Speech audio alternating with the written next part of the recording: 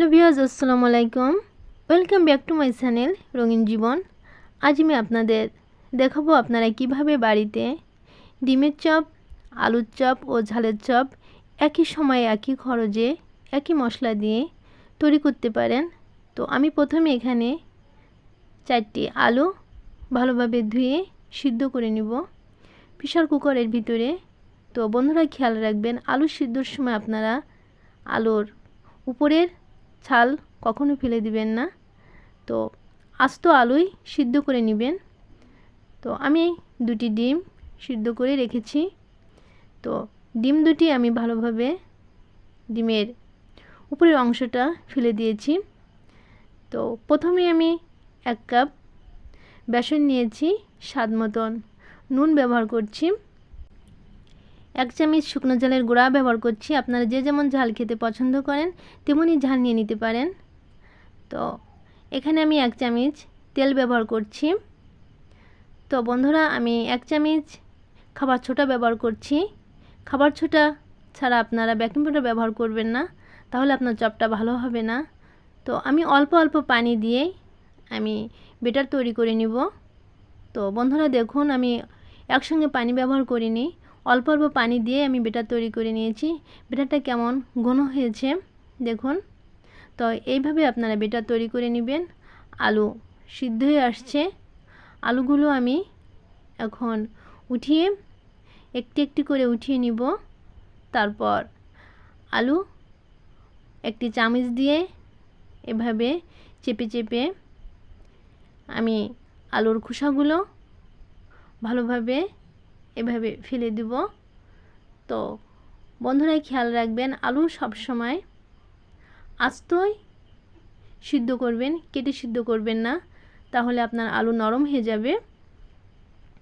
তো পরিমাণ মতন আমি তেল নিয়েছি, 4 থেকে 5টি শুকনো ঝাল আমি ভেজে নেব বোটা সহ। ঝালের বোটা থাকলে আপনার ঝালটা মুচমুচে বেশি হবে।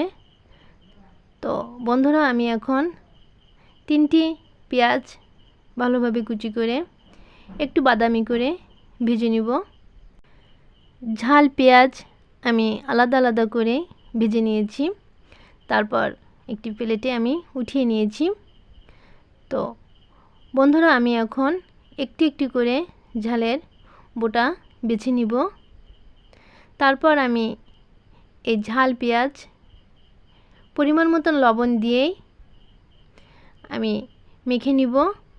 তো এটা দিয়ে আমি আলু ভর্তা করব। তো আমি 1 চামচ সরিষার তেল নিয়ে নিয়েছি। তারপর এখানে যে আলু আমি রেখেছি, আলুটা এখন ভালোভাবে ঝাল পেঁয়াজের সঙ্গে আমি ভর্তা করে নিব। তো বন্ধুরা আলু ভর্তা যতটাই টেস্ট হবে ততই কিন্তু আপনার চপগুলো খেতে অনেকটাই স্বাদ আসবে। আমি 2টি ডিম নিয়েছি। তো একটি ডিম দিয়েই আমি একটি চপ তৈরি করব, আরেকটি ডিম দিয়ে আমি কেটে কেটে তো 4 থেকে 5টি চপ তৈরি করব। তো বন্ধুরা শেষ পর্যন্ত আমার সঙ্গে থাকুন। এভাবে ডিমের গায়ে আপনারা আলু ভর্তাটা লাগিয়ে দিবেন। তারপর দেখুন কতটা সুন্দর গোল হয়েছে। এখন আমি বাকি ডিমটা মাঝখান থেকে কেটে নিব। তো একটি ডিম দিয়ে আপনারা 4 থেকে 5টি ডিমের চপ তৈরি করে নিতে পারেন। তো আমি সুতো দিয়ে কেটে নিয়েছি, এভাবে আপনারা কেটে নেবেন। তারপর আলুর ভিতরে এই ডিম বসিয়ে দিয়ে তারপর হাত দিয়ে চেপে চেপে আপনারা ডিমের গায়ে আলু লাগিয়ে নিতে পারেন। তো বন্ধুরা আমি আপনাদের ডিমের গায়ে কিভাবে আলু লাগিয়ে নেবেন সেটাই দেখিয়ে দিচ্ছি। এভাবে হাত দিয়ে আস্তে আস্তে করে চেপে চেপে লাগিয়ে নেবেন। তো আমার অল্প একটু আলু বেঁচে গেছে, সেটা দিয়ে আমি আলুর চপ তৈরি করব 3টি। তো আমি কয়েকটি ঝালের চপ তৈরি করব। তো আপনারা একই খরচে একই সময়ের মধ্যে 1 কাপ বেসন দিয়ে আপনারা 2 থেকে 3 প্রকারের চপ তৈরি করে নিতে পারেন। তো বন্ধুরা চলুন আলু ডিম দিয়ে যে চপ আমি তৈরি করে রেখেছি, বেসনের বেটারের ভিতরে এভাবে ভালো করে গায়ে লাগিয়ে একটি একটি করে গরম তেলের উপরে আমি ছেড়ে দিয়েছি। তো বন্ধুরা দেখুন আমি কিভাবে আলু চপ ও ডিমের চপ, ঝালের চপ তৈরি করি। বেসনের বেটার আপনারা এভাবে গায়ে লাগিয়ে নেবেন। তো বন্ধুরা চুলার আঁচ মিডিয়ামে রাখবেন, তাহলে আপনার ভাজিটা খুব সুন্দর হবে। অল্প অল্প করে আস্তে আস্তে করে ভেজে নেবেন। তো বন্ধুরা দেখুন কতটা সুন্দর লাগছে দেখতে। তারপর আমি আবারও দিয়েছি আমার যে আলু বেঁচে গিয়েছিল, সেই আলু দিয়েই আমি কয়েকটি আলুর চপ তৈরি করে নিব।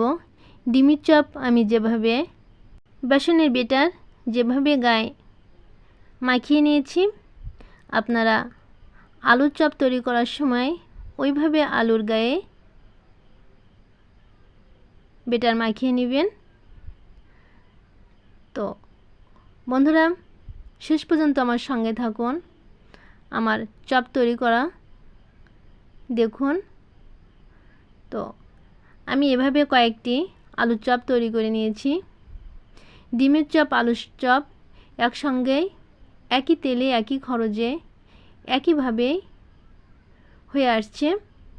তো দেখুন কতটা সুন্দর লাগছে ডিমের চপ। এই লম্বাগুলোই হচ্ছে ডিমের চপ। আমি 6টি চপ করেছি। একটি ডিম কেটে আরেকটি ডিম দিয়ে আমি একটি চপ করে নিব, সেটা এখনও আমি ভেজে নেইনি। তো বন্ধুরা আমি এখানে 4টি আলুর চপ তৈরি করে নিয়েছি।